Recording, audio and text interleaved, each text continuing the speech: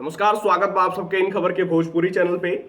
मेरठ के किसान द्वारा खुद के आग लगा के खुदकुशी करे वाला मामला में अब लगातार जौन बा की राजनीति हो रहल बाटे। लगातार अखिलेश यादव बीजेपी पर हमलावर बना।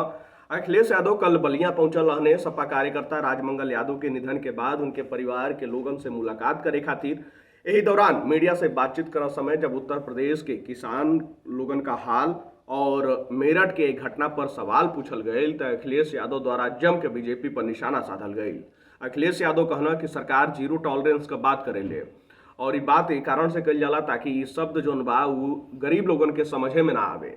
वहीं अखिलेश यादव द्वारा इहो कहल गयल कि अभी तक जौना तरीका से मुख्यमंत्री आवास के बाहर इतना लोग आत्महत्या कैले का आत्मदाह कैले का कोशिश कैले बाटे ऐसा कभी भी नहीं खेल। तनी आप सब भी सुनी कि अखिलेश यादव द्वारा का कुछ कहल गए।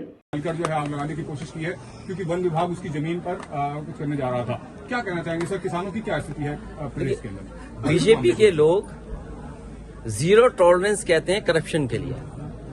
ये जीरो टॉलरेंस उनका जीरो हो गया है और जब एसडीएम और अधिकारियों के कार्यालय न्याय नहीं दे रहे हैं तो मजबूरी में उसको आत्महत्या का रास्ता अपनाना पड़ा।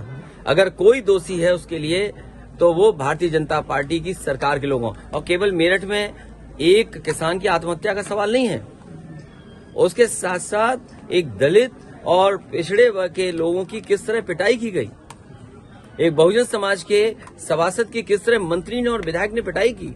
बताओ क्या कार्रवाई की इस सरकार ने, जो हमेशा बुलडोजर की चालू करके रखते हैं। क्या उस मंत्री के घर पे बुलडोजर जाएगा जिसने बहुजन समाज के सभासद का अपमान किया है? क्या ये वही बुलडोजर एसडीएम के घर की ऑफिस को तोड़ेगा कि जिस एसडीएम या जिस अधिकारी की वजह से उस किसान की जान चली गई? तो जीरो टॉलरेंस इसलिए नारा दे रहे हैं जिससे हमारा गरीब समझ ही नहीं पाए। गरीब समझ रहा ना जाने कौन सा फैसला ले रहे हैं जीरो टॉलरेंस से। इन्होंने कहा जीरो टॉलरेंस हमारा करप्शन के लिए है। आज करप्शन क्या है? उसी का परिणाम है कि जान देनी पड़ रही है और पहली जान नहीं गई है। इससे पहले बाराबंकी में, हैदरगढ़ में भी इसी तरह एक किसान अपने न्याय के लिए गया था, उसे आत्महत्या करनी पड़ी, जान चली गई।